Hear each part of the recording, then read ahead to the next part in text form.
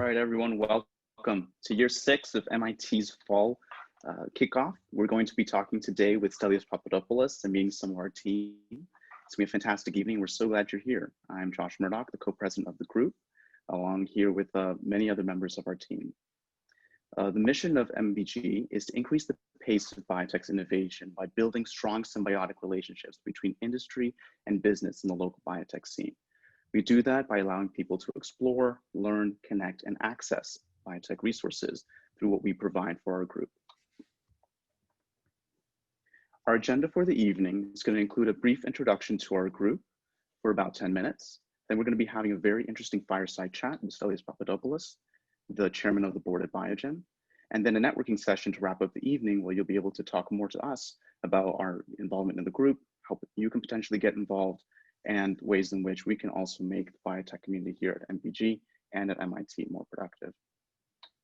MBG is organized in a very circular way. We have our members, where we have 1,500 of you who are attending our events, participating and engaging with our biotech community.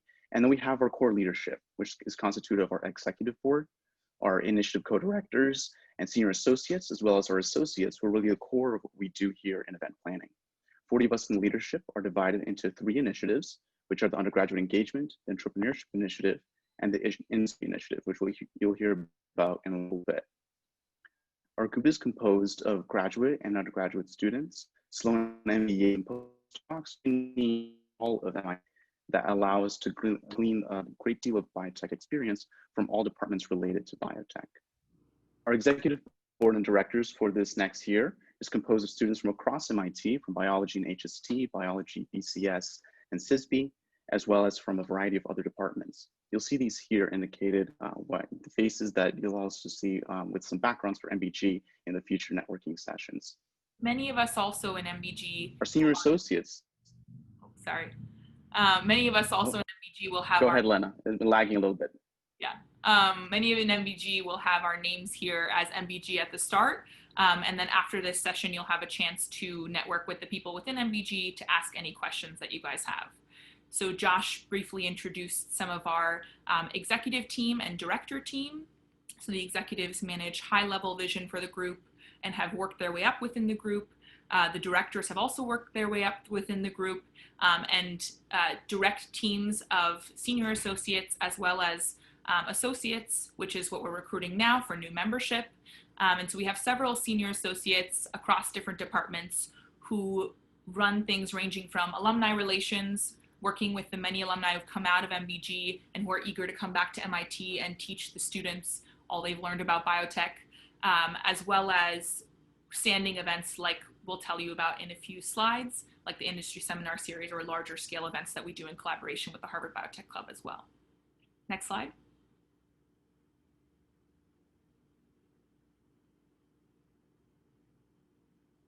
Great. So as Josh and Lena mentioned, we're broken down into 3 initiatives. So I'm going to briefly touch upon the purpose of each of the initiatives, as well as some upcoming events that you can look forward to and get involved with. So the industry initiative has a mission of educating and connecting students to industrial biomedical science. And we have a number of standing events and series. For example, the drug development seminar has been a very successful series we've run the past few falls, and we collaborate with a number of notable pharma and biotech companies in the area in order to have a coordinated curriculum, and highly recommend you join.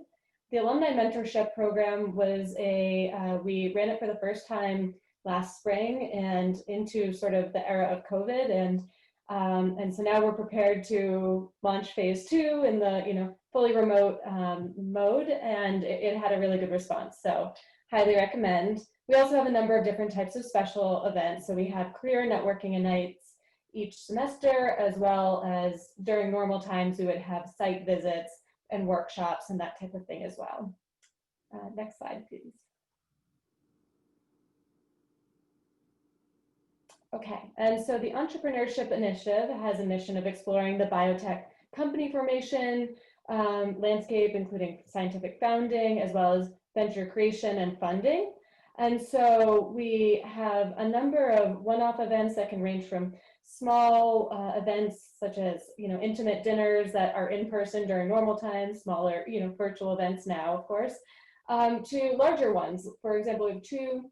One of our major sort of flagship events is Ideation, which takes place generally in the spring semester, where we bring together 10 to 15 early stage biotech companies that are spinning out of either MIT, Harvard, or other area hubs of innovation, and they come to share their pitches in front of an audience generally of 300 or more people. And we bring in luminary keynotes.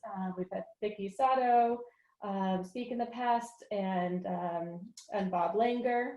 And then the purpose really is to connect folks. So it's really for team building. It's an opportunity to connect with other individuals that might be interested in joining your venture, whether as a full-time or an intern associate. And the point isn't for fundraising, it's actually for connection and team formation. Next slide, please.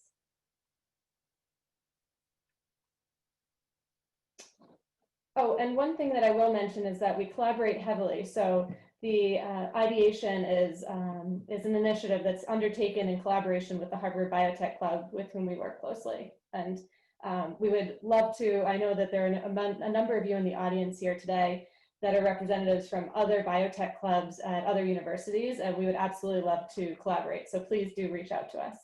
We look forward to working together. So our undergraduate initiative has a mission of growing the biotechnology education and professional development interests of the undergrad students here at MIT. And really, we love that our club is represented both by undergraduates as well as graduate students. And we have a whole wide range of events, some of which I've touched upon. So and upcoming new events and programs are the Undergrad Biotech Professional Development Series, as well as the Membership Handbook. Next slide. And so finally, just to touch upon upcoming events for fall 2020, we've got that in the industry initiative, we've got the Fall Drug Development Seminar Series, which will be held on Monday afternoons. And then stay tuned for a date for the Career Night. And also we'll be announcing our mentorship program shortly. So if you are not signed up for the mailing list yet, please do so, and then you'll be able to stay apprised of all this. Entrepreneurship also has a career night and a venture capital seminar series. So expect 2 to 3 seminars a month starting up in October. We'll also have fireside chats and perspectives providing diversity in biotech. And then the undergraduate engagement will have some fireside chats and speakers, again, starting up in October in a couple of weeks, as well as professional development opportunities for undergrads and a mixer. So that should be coming up on the calendar in November.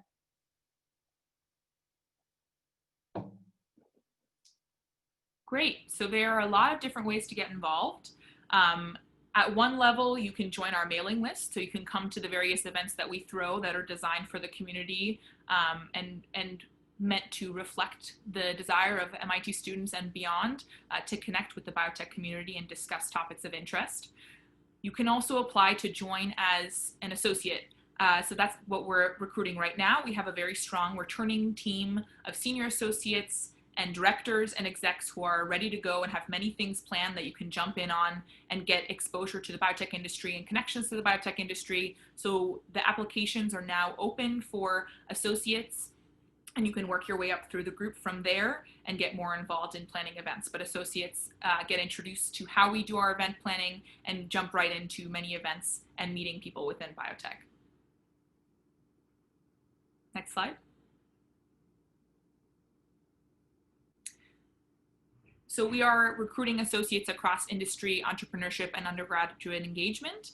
The expectation is basically just that you attend bi-weekly general meetings across the group, and then you have the opportunity to come to many events across MBG and then get involved with the ones that we will present to you when you're welcomed as an associate as opportunities that are already planned for the fall and ready to go. So you can jump in on a team for that.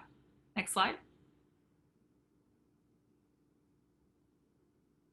And with that, we'll just note that we collaborate a lot across departments. So we represent students from many different departments at the graduate and undergraduate level, as well as postdocs. So these are some of the departments that we are made up of, as well as the departments that we work closely with because of our longstanding relationship at MIT with our students having come from these various departments. Many of them support us as well. Next slide.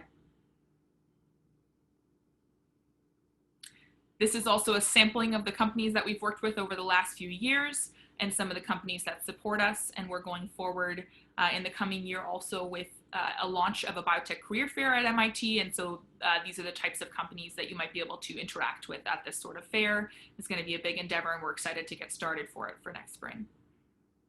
Next slide.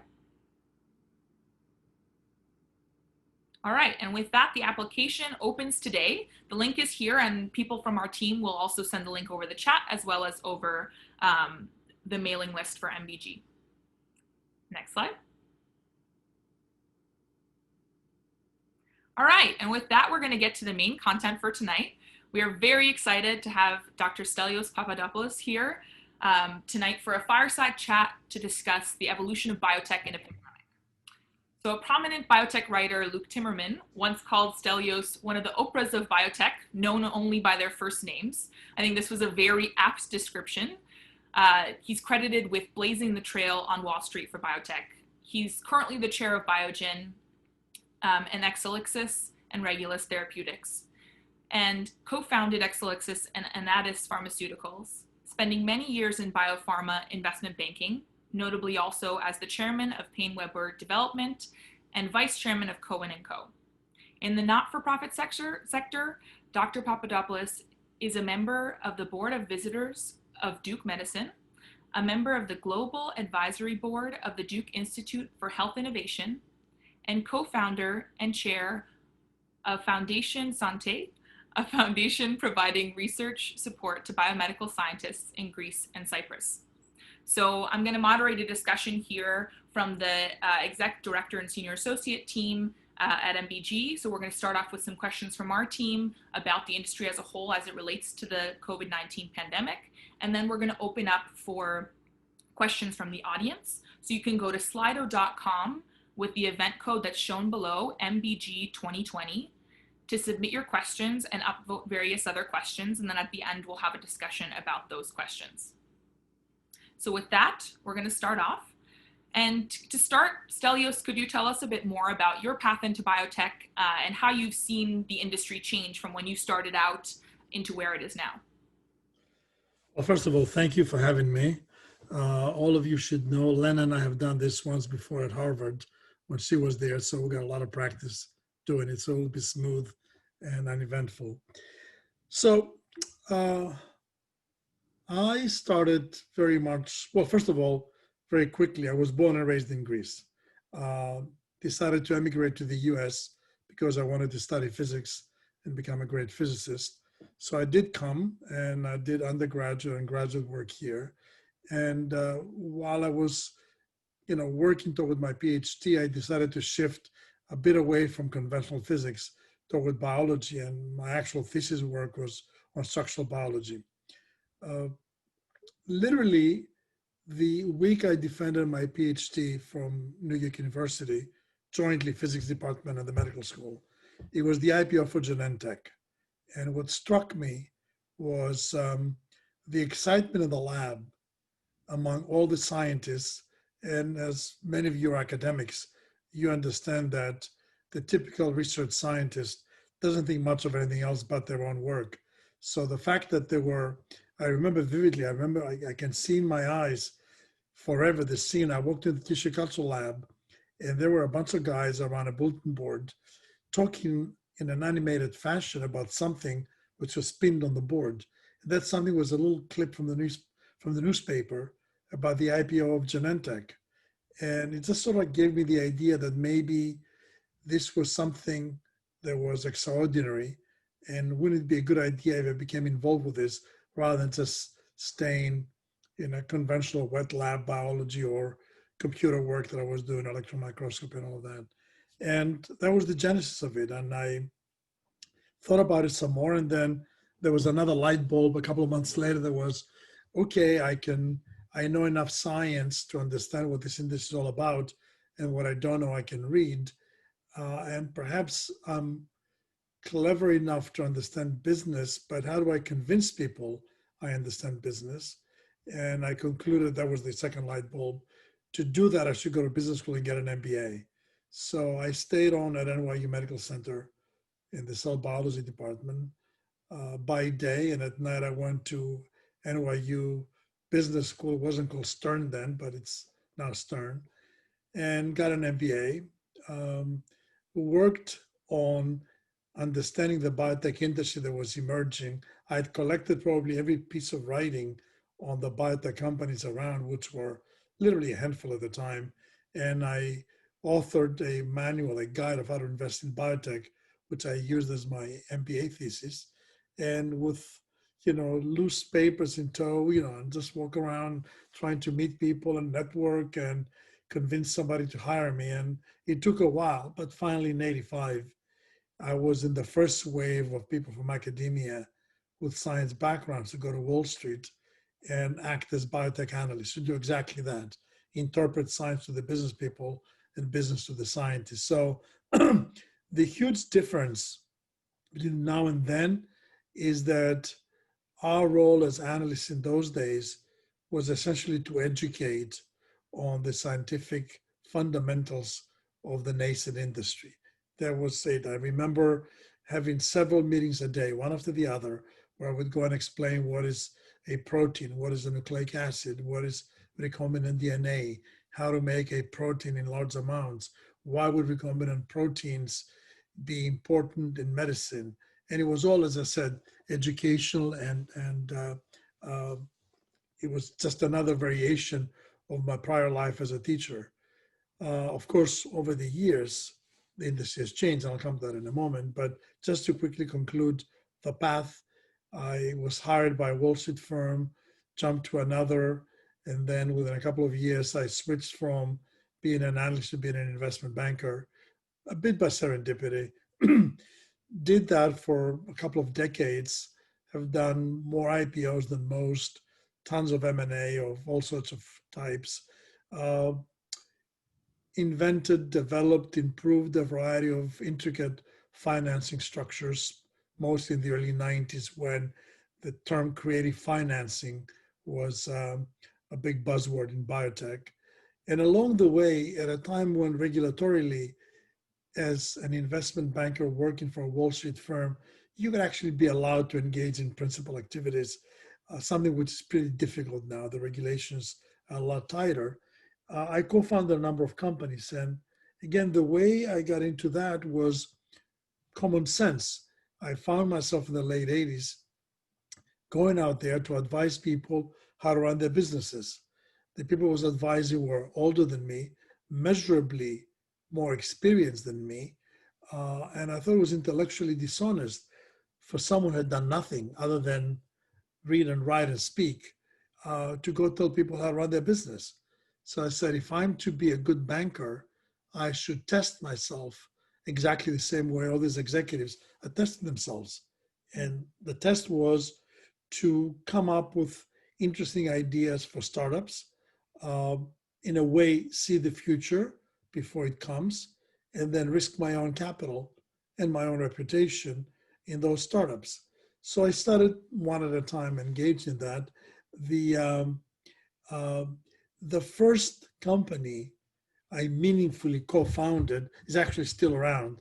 And as Lena mentioned before, it's Exelixis, which is, now, as of late, the last few years, a fairly successful company. We're approaching $1 billion in sales. We're, a very good cancer company. We're building a pipeline. So it's interesting to look back over 25 plus years and see how some ideas then evolved into a business today. A few other companies I co-founded have been acquired. So it's been, a reasonably good set of experiences. And the last 15 years or so, I'm doing an occasional startup, but mostly I've been advising friends who run companies and sit on a couple of boards, Exelixis being one. Since 2008, I've been sitting on the Board of Biogen. And since 2014, I've been the chairman. And that, of course, is a totally different experience. And the reason I decided on their invitation to join the board is because I wanted to see from the inside how big companies behave, what it's like to be part of companies where the decisions have a lot more impact and a lot more consequence than the younger companies. And it's been an extraordinarily rewarding experience to just see that and also feel what it's like to contribute meaningfully as part of a large team of people, to new drugs and new modalities of treatment. So that's in a nutshell how I got to be where I am now. And now I've become sort of like a regular webinar person, especially talk about the old days, which is, good and bad. The other point I should make is interesting because all you guys are scientists and you will appreciate this. I am totally a data geek. I mean, I just love data of all kinds. And I was so fascinated when I went to Wall Street with prospectuses, and I actually showed before, this one here. Now this is, if the equivalent of baseball cards is like a Babe Ruth card, this is the IPO prospectus of Genentech, October 14, 1980. It's an original copy. I thought it was just so beautiful, the quality of the paper, the print. So I started collecting them. Turns out I'm now literally the only, with a lot of work subsequently, I am the only person in the world with a full set of hard copies of all IPOs in biotech. And the reason why that is the case is because I collected those like my grandmother used to collect, discarded buttons and old bottles, because that's what you do when you're in a country like Greece in the 50s. And, you recycle by definition, by need, because everybody was poor. So on one hand, because I'm a hoarder, and the other because I just thought somebody should come up with a longitudinal history of the space from a financial point of view. I appointed myself that curator, and it turns out it's extremely difficult for anybody else to do it unless they were one of my contemporaries, because this data from the 80s is nowhere to be found on a systematic basis. From the mid-90s, from 94, 95, 96, there's an electronic filing system for the Securities and Exchange Commission called EDGAR. And if you go to EDGAR, if you go to that site, you put the name of any company, you'll go get their filings, including the IPO prospectuses. But if it's prior to 94, you're out of luck. Not only you can find them, you don't know what to look for because there's no catalog of those deals. So I painstakingly collected them. I got many from microfiche, from libraries, from here and there. So I now have all of them. And as of literally this week, I've digitized all of them. They're all scanned, they're PDFs. And as soon as I completely go through the full set and make sure everything is in order, I'll just put them up on the internet for public use so you guys can do research on all of that work.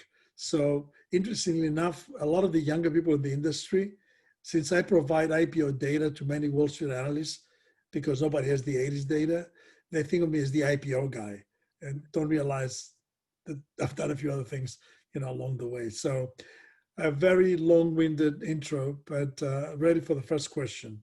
Perfect. So I think we're going to start just placing ourselves at the beginning of the pandemic. What was it like for you, your team at Biogen, and maybe your peers as leaders in biotech? At what point did you realize that this was going to be on a much larger scale than we'd appreciated earlier in the year? Well, that's a very relevant question to me because, as all of you know, Biogen has been talked about and written up as a place where, just to use an extreme term, the infection originated in the Boston area. It's not quite true, but certainly we were early in that process. And I vividly remember the dates. In fact, back in June, a book was published, edited by Jeremy Levin, who's the chairman of Bio right now. And the book is a collection of essays from people, including Vicky Sadler that you mentioned before, and many other, some 40, 50 leaders in the biotech industry talking about different perspectives on the epidemic. So the chronology of events for me was quite simple and, as I said, memorable. I remember on February 24th, it was a Monday, I flew to Boston and I was the guest speaker at a dinner organized by Cowen and Company, by one of my friends, PaineWebber, was a biotech analyst there. And the audience was about 20 portfolio managers from the bigger funds in the Boston area, Fidelity, Wellington, all the big names. And the reason why this is important is because these are very smart people. Many are scientists, extremely well-versed. Then they're, up to the latest in terms of the news and developments. So we sat at a restaurant in a private room. We had a long discussion. It was about 3 hours. We talked about everything you name it, including COVID. But it was really an academic discussion. It was this faraway infection epidemic that was going on that we deliberated on what we thought was going to happen, how it was going to be. But I can assure you, no one walked away from anybody else. No one walked to the end of the room. No one gave the elbow greeting. It was, okay, yeah, it's there, but so what? So that was Monday the 24th. Wednesday the 26th, it was a long-time commitment. I had to be in New York and give a talk sponsored by the National Hellenic Society to a bunch of Greeks. And it was done in the basement of a Greek restaurant in the city. It was crowded, we crammed one on top of the other. They asked me, it was mainly, the talk was scheduled to be about the industry, about drug development, about pricing, all the timely topics. They asked me about COVID, uninformed as I was along with everybody else in the world, other than perhaps the intelligence groups within the Chinese government or the US government. My view was, look, it's serious, but don't panic, it's manageable. It seems as if you catch it, and it's not clear how many will catch it, it's probably a bad flu, and we'll be just fine, just be careful. I can tell you, we're, Greek men, like when they see each other, they kiss each other, it's like maybe a little shocking to you, but we do that. Nobody pulled back, and nobody thought it was, something to watch out for. And this is the 26th. This is an important date because the 26th, 27 was that infamous Biogen management meeting in Boston at a Marriott. I believe it was a Marriott. It was totally unclear at the time as to how serious this epidemic was, what precautions to take or anything. And in fact, literally the next day, I flew to Greece. There's an event, they call it like the Davos of Greece, called the Delphi Economic Forum. So you go to the ancient site of Delphi, and you gather a whole bunch of people, and politicians mostly, and industry people and academics, and you talk about everything. So I was a guest speaker at that meeting. I flew to Greece. I got there on Saturday the 29th. As soon as I landed, and I must say, to congratulate the Greek government, on the 26th of February, it was the first reported case of COVID in Greece. It was in fact in my hometown of Thessaloniki. On the 29th, they canceled the Delphi Forum, and on the 13th of March, they locked down the country. You had to send a text message to the government if you wanted to go to the drugstore to get groceries. They responded, said go, and they need to show the text message to cops if they stopped you along the way. And that in many ways is what kept Greece from going deep into the epidemic early on. And literally, as soon as they canceled the meeting, I spent the weekend at home with my family, and I decided to turn around on the 3rd, 4th of March. And that's when I got the first emails from Biogen on, an unusually high number of cases of people with flu-like symptoms. At that point, we all become insensitized, and we said, look, maybe this is COVID. But keep in mind, testing was not easy, was not readily available. We didn't know exactly the evolution of the disease. We didn't understand the length of incubation. The reporting was fragmented and not necessarily reliable. So the meeting was held at Biogen in Boston on the 26th, 27th. On the 28th, Friday, people went off to their offices or their homes, different parts of the world. And in fact, some of our people went on Monday and Tuesday, the 3rd and 4th of March, to the Cowen Healthcare Conference. And presumably, a couple of them were infected, though not necessarily symptomatic. They may have infected some people. Others may have infected others. And that's how this thing evolved. But I can, with 100% certainty, tell you that in the early days, we did not know enough about the disease. Again, as I said, whether the intelligence community within the US government knew a lot more, I presume they did, but how compelling the data were, how convincing, how reliable, it's unclear to me. Now, what we did very quickly at Biogen is as soon as we sensed the magnitude of the problem and were convinced what the cause was, within a week after that, we shut down the company. We're probably the first company to shut down completely, kept employees off site, and began extensive work of trying to work things out. And at the same time, I think rapidly as the industry became aware and became convinced of the problem, an enormous amount of work started. And in this essay I contributed for the Jeremy Levin volume, I specifically go through and draw a parallel between how AIDS was dealt with back in the 80s to how COVID has been dealt with literally in less than a year. If you really think about it, the first reported cases timidly came out of China to the broader population in the October, November, December timeframe of last year, not quite a year ago. The first reported cases in the US were in February. In retrospect, you look at samples collected from prior times, and then you conclude that maybe some people diagnosed as something else, may have had COVID. The same thing happened with any epidemic. With AIDS, the first concrete cases were in 81, early 81. People went back and looked at some suspicious earlier diagnosis and became convinced, and through samples confirmed, that in fact the first AIDS cases were in 1980, in the fall of 1980. And there's evidence now suggesting that HIV infection existed throughout the world as early as the 50s. Mm-hmm. So it's something that you can do in retrospect, but not necessarily as it is unfolding in front of you. So the amount of work, the extent, the depth, the rigor is unprecedented. Now, how rapidly we will have a solution, we're going to talk some more about these things, probably not as fast as politicians would like, or many people optimistically would like to believe, but we'll get there one way or the other. Yeah.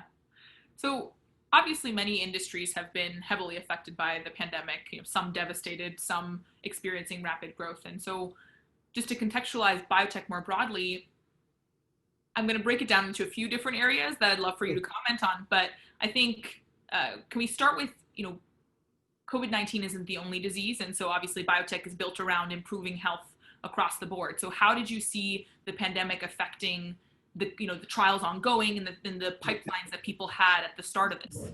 Yeah. Well, look, this is a great question, and let's compartmentalize all activities of companies, which you may be getting to in your next set of questions. So one big thing we all do is basic research, laboratory, wet lab research in our facilities. Let's look at that. Let's look at clinical trials and the drug development process. Let's look at manufacturing, and let's look ultimately at commercial activities, and then overall administration. These are basically all the functions that companies do. Not all of them have commercial activities because they're not all at that point, but certainly the large ones do. On the research side, what companies immediately did is they shut down, and the only precaution they took and the only consideration was to create some safe, protected way by which somebody would be going into the vivarium of any given company to feed the animals, because you need to feed the animals, you need to care for them. And people created staggered schedules, alternating days, the sort of thing. Regarding wet lab, and some of you have witnessed this because you're doing work in a wet lab, all companies pretty much did the same. They went on staggered schedules, made sure there was distancing in the lab. The lab meetings became Zoom meetings. The journal clubs became Zoom journal clubs. No doubt in my mind that these are interesting, useful solutions, but they cannot replace the person-to-person physical interaction in a couple of ways. One is overall productivity. It's very hard to have somebody who's a wet lab scientist show up 3 days a week for 3 hours each day to do experiments and be as productive as they were before. And actually the sign of a good wet lab scientist is to plan the days in a very careful, clever way. I'm gonna go, set up this experiment, and then while I'm waiting for some incubation, I'll go read some papers, set up the next experiment. That's part of what you learn as a wet lab scientist. And I think that's why so many of them are good cooks as well, because cooking involves the same kind of coordination, if I can just plug another profession here. At the same time, maybe even the bigger loss is the creativity from spontaneous interaction, the sharing of ideas. That's how science moves, from a bit of serendipity, a bit of a casual statement. Somebody shows you the latest gel and then you get an idea about your own work. Hard to do this in planned communications, which is what we do now. So that's one point. Clinical development in some ways can be dealt with more effectively in this new virtual world. There certainly has been a slowdown and a setback in many trials simply because a number of hospitals went on almost shutdown mode for conventional activities as they were dealing with an overflow of COVID patients. A number of people didn't want to go to hospitals for fear. Some trials, the volunteers wouldn't show up. So all of that has been causing a delay to the overall process. And at the same time, it's something that we're learning to deal with and we're picking up the pace. So I think that part can be managed. Manufacturing, what a lot of people have done is they staggered the teams. They had sort of like one team coming in to take over the shift from the next team. The two teams were in separate rooms communicating via Zoom, to turn over the appropriate information for the change of the shift. This can be dealt with more or less again. Big challenge is commercial activities. Most pharma companies who are selling drugs, rely on, decades-old paradigm, which is a sales rep visit a doctor's office and, would wait an hour in the patient waiting room for a chance for 30 seconds to talk to the physician, get him to sign, him or her to sign the iPad, maybe put some samples in the sample class, depending on the drugs. Many doctors' offices, well, already for some time, a number of facilities don't permit sales reps. With COVID, virtually every doctor's office immediately went into a shutdown mode. Many didn't see anybody, not even patients.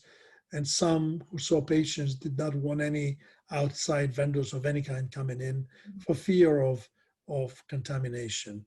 That has been relaxed a bit, and every company in the business is agonizing to come up with novel ways, virtual contact, a virtual interaction, some other way to engage physicians, depending on whether you're in primary care or specialty care. It's a different challenge. That remains something that we need to deal with and find intelligent new ways to communicate between sales reps or the appropriate people within the pharma company and physicians. Time will tell. Now, most companies did not see a complete decline in sales. Certainly, if you have cancer, you're not going to say, I feel uncomfortable about a rep, so I will not prescribe to my patient the cancer drug. I mean, that will go on.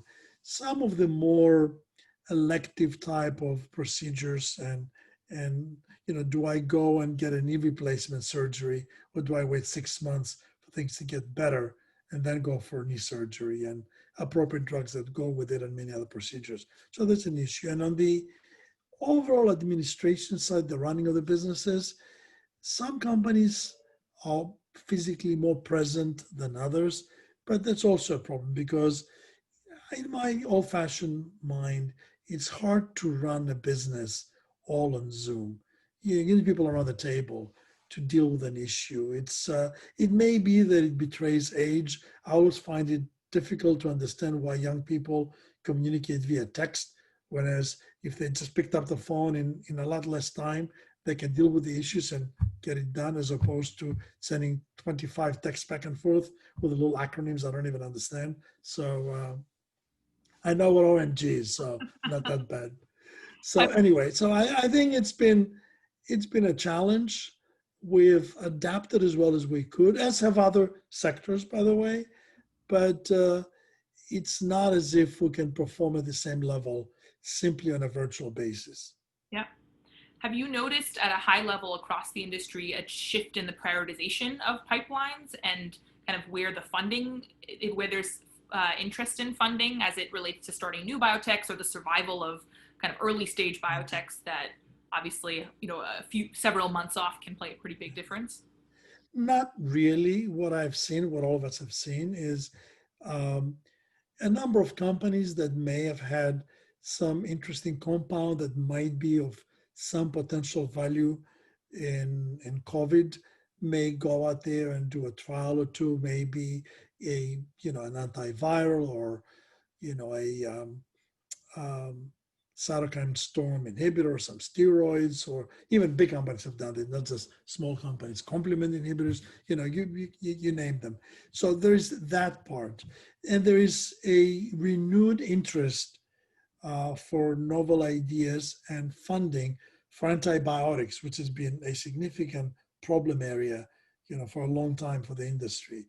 But, I've yet to see a neurology company becoming an anti-infectives company, or a whole slew of anti-infectives companies getting started just because of COVID. And I guess the assumption is if you start something now on the premise of developing the fundamental science to deal with COVID infection, you may be too late.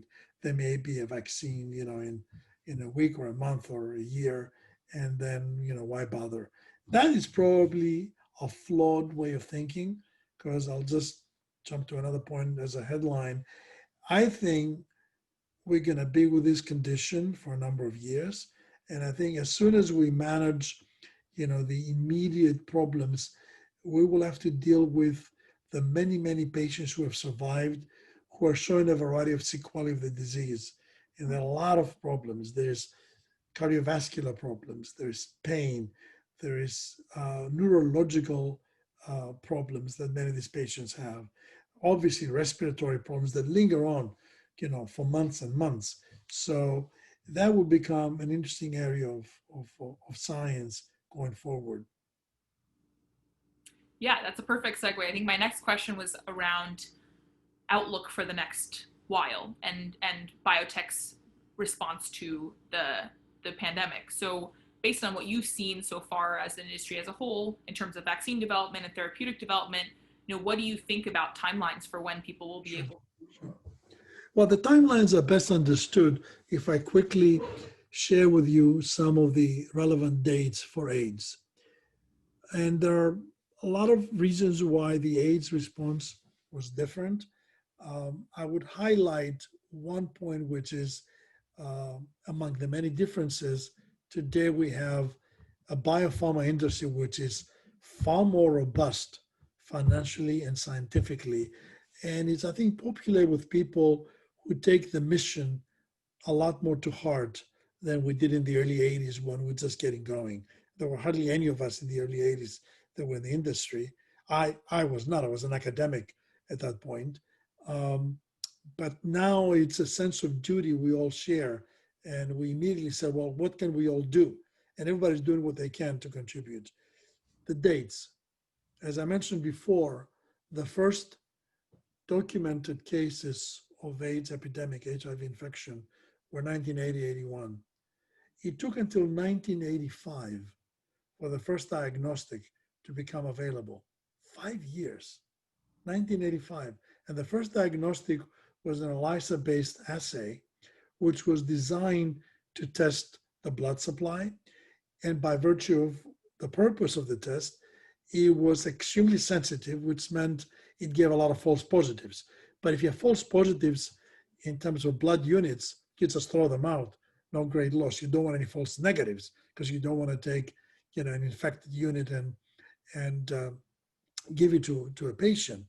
However, out of label, the test was used to test individuals, and the high number of false positives created a mini panic, around that time, because imagine this: in 1985, no drugs, no treatment, a death sentence. Somebody says to you, by the way, you've got AIDS based on this diagnostic test, but you don't. Think how you handle this piece of news, this piece of information, how you redirect your life at that point. It was not until 2002 that a rapid diagnostic became available.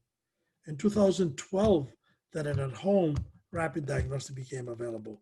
It's remarkable. When I did the research for the article, for the essay, and I confirmed those dates that I vaguely remembered, I was flabbergasted.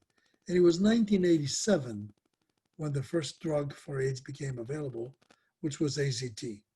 And then subsequently more and more and more drugs. And, we've managed over 4 decades, mind you, to turn AIDS from a death sentence to a chronic, well-managed disease if patients are adherent and do what they're supposed to. Interestingly enough, still no AIDS vaccine. 40 years trying, we still don't have a vaccine. Now, contrast all of this with the fact that less than a year from the very early signs, we have hundreds of clinical trials for drugs and vaccines. Remarkable. Will we have a vaccine? Absolutely. When? Well, it depends how good a vaccine you want. By definition, the way biology works, your first generation of anything is not as good as it could be. Just compare AZT, the first AIDS drug, with the treatments available today. Remarkable. Remarkable in terms of efficacy, side effects, and even more remarkable, I can tell you when the first combination therapies for AIDS became available, there were usually, protease inhibitors and NRTIs, patients take something like 24 tablets a day, 4 times a day, 6 tablets per time. I mean, it was an onerous task, difficult to adhere to. So, there's a lot of talk out there that we're going to have a vaccine by election, by year end, sometime in that time frame, maybe first quarter next year, there will be some vaccine under some emergency use authorization with some, conviction that it's probably safe, and appears to be effective, will become available. That in itself, if you really think carefully about this, that is going to be an incredibly challenging event, and I'll tell you why. Let's assume we have a vaccine that meets FDA standard. The FDA standard to approve a vaccine is 50% efficacy. And 50% efficacy, I don't think it means that all patients who get, all individuals who get vaccinated will have, if infected, the disease at 50% severity. It tells me that maybe half will be protected and will survive probably asymptomatically, or reject the infection. And the other half will develop, full-blown disease. Now imagine that your own person who takes the 2 doses of the vaccine in January or February or March or even December, and you don't know if you're going to be on the 50% who is protected or not. Now maybe if you go do some assays for neutralizing antibodies and all of that, which is extremely cumbersome, you're not going to be testing the whole population, for neutralizing antibodies. It's just logistically extremely difficult. But what is going to happen is the average person presumes a vaccine is protective. Once they get vaccinated, they will assume they're protected. So there go the masks, there goes the distancing, there's go all the careful ways by which we're dealing with each other. And there's going to be a flare-up again. There's going to be a surge. And then people will deploy again, sheltering in place and lockdowns of sorts. And we're going to go on. And there'll be probably 2 or 3 of those surges before we get to the point of sufficient, herd immunity that the virus is contained. The notion that we're going to get herd immunity simply by allowing people to get sick, I think that's preposterous. That's humanely insensitive and scientifically unsound. Just think about it this way. Right now in the US, we have round about I don't know, 6, 7 million infected cases. I would say there's probably at least double that because we're not testing everybody and there are many asymptomatics.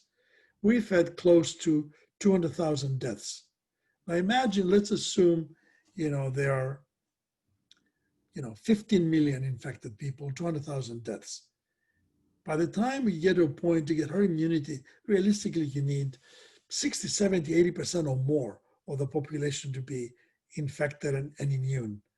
Just do the multiplication of what it would be, go from 15 million to 300 million, 20 times 200,000, that'll be 4 million deaths. That's just crazy. And just already at the level we are, the Vietnam War was responsible for 60,000 deaths. The Korean War, half that. World War I was about where we are now. World War II was about 400,000 deaths. By the middle of next year, if not sooner, we'll be at 400,000 deaths. So this is serious. Even the 1918-19 flu pandemic in the US cost about 600,000 lives. So we're beginning to approach that. Interestingly enough, when I was looking at those things, the worst event for as the cause of death for the US was, number one, the flu epidemic of 1918, and number two, I was surprised by that, the Civil War. About 600,000 people died in the Civil War. And you have to ask the question, my God, how long would it be and how brutal to just kill one person at a time, because they were not dropping huge bombs in places to kill, thousands of people at once. So I need to study some more American history, to figure all these things out. But it's going to be a challenge. Now, the vaccines are very exciting right now. Part of the challenge is the front-runner vaccines, the mRNA-based vaccines, are really on a brand new platform that has not been tested broadly as an approved vaccine. And you always have to worry about this because, after all, with a vaccine, you treat a whole lot of asymptomatic healthy people. You cannot afford side effects, or at least intolerable side effects. I must say, in some ways, I'm more encouraged by therapeutic antibodies because there we have a lot of history, a lot of knowledge of mechanism of action. We know if we block a receptor site or, part of a protein which is, on the virus, and it's the protein that primarily, or the site of the protein that will bind to the receptor. We know what we're doing mechanistically, and if you can get the doses right and the side effect profile to be well tolerated, you'll have, a product. And I suspect the work done by Regeneron, now in conjunction with Roche for manufacturing, and by Vir, and Vir also has a relationship with Biogen for manufacturing. Those products, will be extremely useful. Less optimistic on antivirals. It takes a while to develop those. There are no great ones out there in terms of novel mechanism of action, new ideas. But again, there's so much in such a short period of time. It's remarkable. So with that, we're going to move over to the many audience questions. So we're going to spend some time going through some of those questions. So part of my team will lead us through those, which people have been submitting a lot and upvoting various questions. So with that, I'll turn it over. Thanks, Lena. And just a quick reminder, if you check in your Slack, or if you check in the chat window, you can see the slido.com address as well as the event code, so that you can hop in there and ask some questions and upvote the ones that are there. So to start things off, we've heard from several acquaintances in biotech investing that the first months of the pandemic were a mad scramble to pick and fund the vaccine development winners. So we'd love to hear your impression of these first months of investing in science. And beyond that, if you experienced any events in the past that caused a similar massive industry spanning focus on a particular medicine or technology. If I answer the question correctly, was there a rush to identify potential COVID winner stocks early on? Sure, it always happens. I mean, people, the stock market is the place where people attempt to discount the future in intelligent ways and be ahead of the pack in identifying the winners. So yes, there has been that. And, there's been a number of companies whose stocks have jumped, many times as the prospects became realized and, are showing good data. So that was the case for sure. I think it's less now the case because most everything is on more or less steady state. We're now waiting to hear. Now, what is going to happen now, interestingly enough, would be the opposite, that some stocks will collapse when it looks as if, their product does not meet standards, it's not efficacious enough, it's too toxic or whatever. And, the whole thesis for investing in the company as a COVID story will go away, and that will go down 7%, overnight. So that's going to happen. While we're in the subject of investing, if I could make offer an aside, you would have thought in this environment of fear, concern, and so many sectors of the economy suffering, that, question is, what should happen, could happen, and what did happen to the biotech sector? Well, a couple of things. We've had, as the headline, the most remarkable IPO market in the history of mankind in the last 9 months. I mean, this is the first time in the history of biotech that in the year 2020, virtually every biotech IPO, not all, but the preponderance of biotech IPOs are trading above the IPO price. When I was laboring in the business trying to get IPOs done, we would breathe a sigh of relief when we got the deal priced at $12 a share or 18 or whatever, and knew all along that in the subsequent few weeks, months, the stock will trade down. That was just, the standard behavioral pattern of biotech IPOs. Now, they keep on going up. And of course, performance begets demand, and demand begets performance. So we're in this virtual cycle of interest in the sector. It's, if you think about it, it's not to be unexpected. Historically, the biomedical sector is a defensive sector.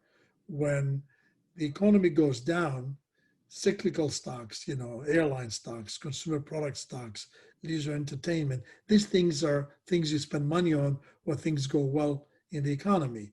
When the economy goes down, you don't. So what do? You shift your money into healthcare. Why? Because the assumption is people get cancer in all markets, and they probably develop more CNS disorders and psychiatric disorders in a bad market because they get depressed, they get upset, they get nervous. So you will sell drugs. So not only we enjoy the benefit of being a defensive sector, but now the biomedical sector potentially has the answer to the social, health, and economic problems of society by being able to produce vaccines and drugs. So it's two ways. It's defensive on one hand and huge potential upside on the other. And I think that's why we've been at the receiving end of so much interest and demand.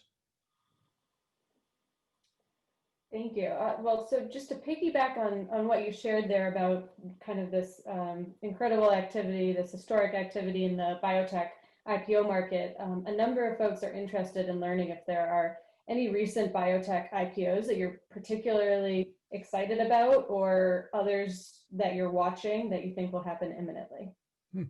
No, I'm not gonna answer that question. Right. I'm not giving stock picks and recommendations here. Well, I'm no longer licensed by the SEC. My license have expired, so I will be silent. All right. Well, then let's move on to the next one. How much scientific research can be integrated into an entrepreneurial career? As in, to what extent can you exist in both the academic and industrial spheres? Well, can I give you the poster person of that, one of your very own? my great friend, Bob Langer. I mean, just look at Bob, a remarkable scientist, a member of all academies in the US, and the most prolific founder of biotech companies. I don't know the exact number. I don't know is anybody here working with Bob? But we're talking about 70, 80, 90 companies he has co-founded over the decades. So that's a classic example, including Moderna, by the way, which is maybe the greatest success in the history of biotech in the amount of time it took to get a company up and running and then be in a position to offer the solution to COVID and to have remarkable financial returns. So now Bob has been, a great example of this. It can be done. Now I can tell you it's not easy. No one else has been as prolific, but there have been a number of people who have co-founded 3, 4, 5, 6 companies and have remained at, look at George Church, Rick Young. I mean, I think Josh is working or Elliot with Rick Young. I mean, these are great scientists and they have been co-founders of great companies serially. Because look, great companies, and we finally came to a moment of truth in this business, because a lot of the companies of the 80s and 90s were sort of like, fad-driven, half-baked idea-driven. The companies we've been starting in the last few years are all based on really great biology and chemistry. They've got solid foundational ingredients when it comes to the science behind them. Great. Well, moving on to the next one, and I think we'll have a lot more questions here than we can get to tonight. So apologies to those of you who we can't get to, but we'll try. Which therapeutic modalities do you see, if any, surpassing traditional small molecules, as in antibody or cell and gene therapies? Well, so let me put parameters on the question. Surpassing by virtue of number of patients treated, surpassing by virtue of sales dollars generated, surpassing in terms of severity of condition that they come to treat. So there are different ways to measure success. I will tell you this, absolutely there is no way that any therapeutic modality will be able to treat more patients than small molecules. Simply because, popping a tablet a day is a lot simpler and easier, and also generates, more churn, more business, more activity, and more therapeutic effect than if you go and you do gene therapy one and done.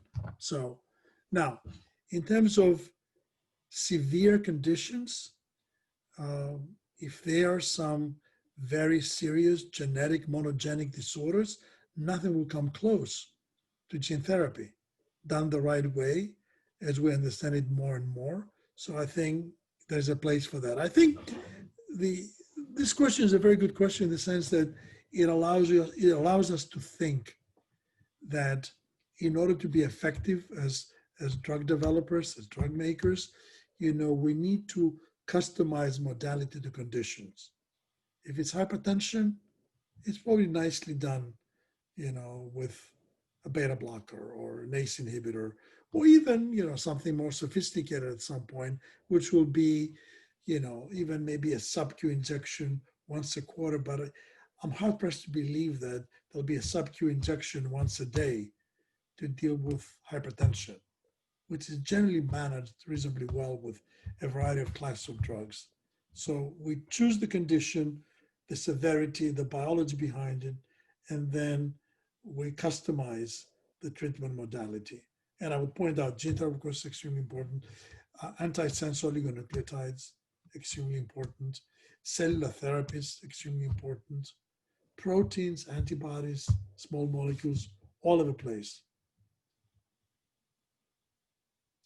Great. Well, focusing a little bit more on the financial aspects here, do you think the current momentum around biotech SPACs will continue, and how will that impact biotechs going that route specifically, as well as the biopharma field more generally? Yeah, I would rather not comment on SPACs if you don't mind, so I'll pass on that question. All right. So in hindsight, were there any decisions that you made or did not make that really shaped where you are today, or anything you wish you'd done differently? The answer is very simple. I just never ask those questions. I never ask, gee, had I done this that way, where would I be today, and all of that, because I think it's just, in my mind, it's useless. I typically, based on the information available at the time, make a decision, good or bad. Should the decision have been different based on new information? That's just, irrational in my mind, because if I didn't have the information then, how could I have done things differently? Yeah, there are a lot of things that I wish I had done, not so much to change my life or my career, but to help me learn more things. I feel continuously challenged that I don't know enough. So my struggle is with finding time and intellectual assets on my end to comprehend more and more of what's going on around me. But I'm not a Monday morning quarterback, other than to analyze some things for the future of making better decisions in the future. Sure. Yeah. Well, okay, then moving on, how do you think the biotech industry will change after COVID? Do you think, which of the habits and trends that have, been developed recently, do you think will become commonplace? And, do you think the ripple effects will, last years or a decade or more? Yeah, I think the way we do laboratory science, sooner or later, will return to the old ways, because that's the way to do it. You cannot do, you cannot run a gel on Zoom. It's as simple as that. So that will happen. I think we would probably learn more about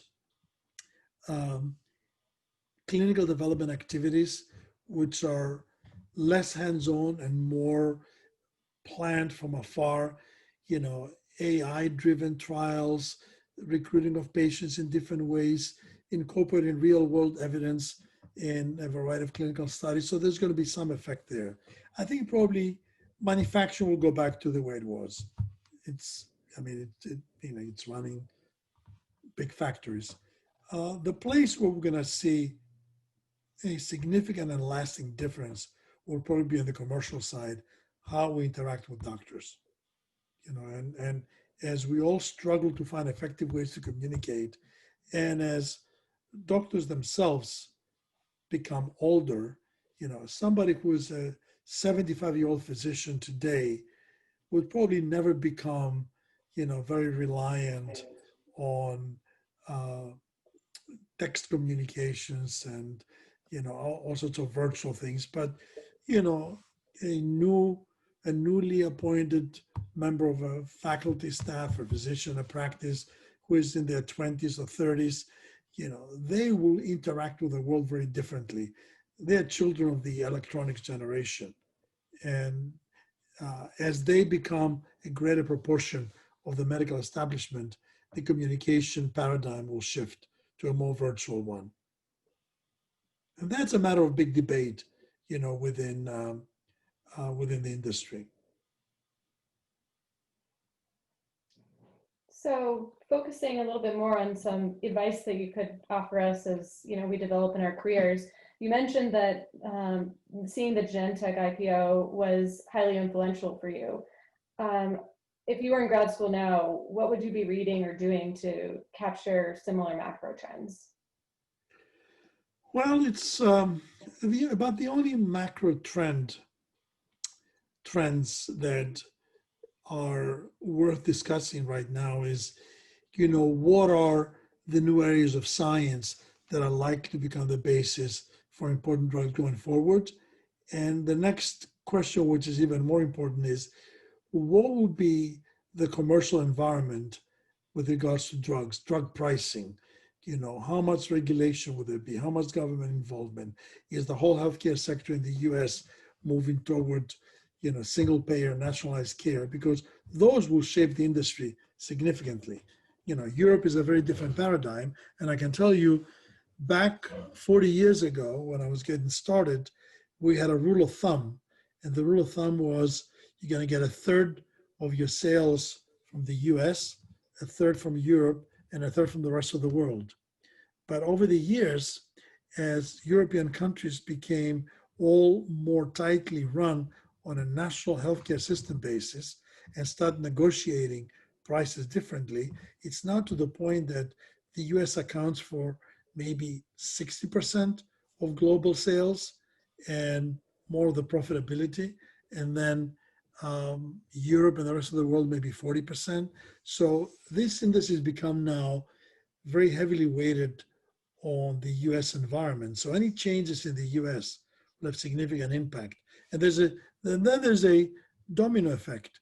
If prices get chopped down for drugs, if they get significantly reduced, then profitability goes down. What drives pharma companies today is the desire, the opportunity to bring in a new drug to market, and in a low interest environment that we're in, interest rate environment that we're in, they're prepared to part with a lot of cash to acquire companies. Look, just the other day, Gilead announced the acquisition of Immunomedics for roughly $21 billion. Immunomedics has very interesting pipeline. One drug that was approved earlier this year that did some small number of dollars in sales this year. Maybe we'll end the year with 100 million, maybe a little more of sales. But that's not why Gilead bought them. They bought them because they think this is, $4 or $5 billion drug, and it's full-blown unfolding to the marketplace, and there's more to come from the company. So if pricing is reduced, you're not going to pay 21 billion. You'll pay a lot less, for the same drug. And if you're going to pay a lot less for a drug, the people who invested in Immunomedics, hoping to make such big returns, and invested in many others that didn't generate those returns, will simply not be prepared to be as aggressive. And the people who give them the money to invest will give it to another sector that may be more interesting. So the whole food chain from pharma to startup is going to shift, and innovation will suffer. It's as simple as that. Every innovative idea that gets pursued, and one of very many works out at the end, only fueled by the hope that this crazy new idea will ultimately one day be, Moderna or Regeneron or Exelixis, or those companies that have ultimately returned to shareholders meaningfully in a reasonable period of time. Great. And on to you, Lena. Well, I think that's basically the last question we can take for now. But thank you so much, Stelios, for joining us. We're going to have a session just after this for people who want to talk more with the team at MBG. So we're going to post the link. It's up here, but also in the chat for the networking session just after this. So if you just click in there, then you can come chat with the MBG team. But thank you again, Stelios, for joining us. This was a great discussion, and thank you all for coming. Thank you all very, very much. Thank you. Bye-bye.